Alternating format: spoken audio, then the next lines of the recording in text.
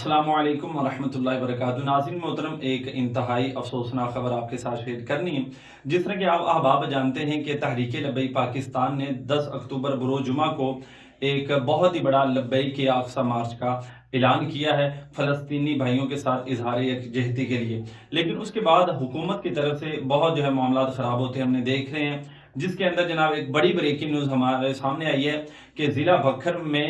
چاندنی چوک سے تحریک لبیک پاکستان کے نائب امیر پیر سید علامہ ظہیر حسن شاہ صاحب ان کو گرفتار کر لیا گیا ہے۔ ابھی تازہ ترین اپڈیٹ ہمارے ساتھ آئی ہے، تو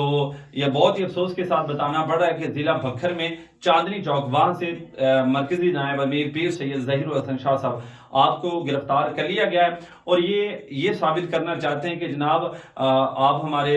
جناب بڑوں کو پکڑیں گے، آپ ہماری مرکزی شورا کو پکڑیں گے، اور یہ ہمارا جو مارچ ہے جو فلسطینی بھائیوں کے ساتھ اور ان کی اظہار یکجہتی کے لیے نکل رہا ہے، کیا یہ رک جائے گا؟ ہرگز نہیں، انشاءاللہ ہمارا جو مارچ ہے یہ نکلے گا، اور 10 اکتوبر بعد نماز جمعہ انشاءاللہ فیض آباد سے لے کر اسلام آباد نمبر 51 امبیسی تک انشاءاللہ ہمارا یہ مارچ جائے گا۔ تمام دوست اس کے اندر شرکت بھی کریں، اور انشاءاللہ یہ مارچ ہر صورت کے اندر نکلے گا۔ باقی انشاءاللہ اس حوالے سے جو ہی کوئی مرکز کی طرف سے لیٹسٹ ڈیٹ آئے گی تو وہ بھی انشاءاللہ آپ کے ساتھ شیئر کی جائے گی۔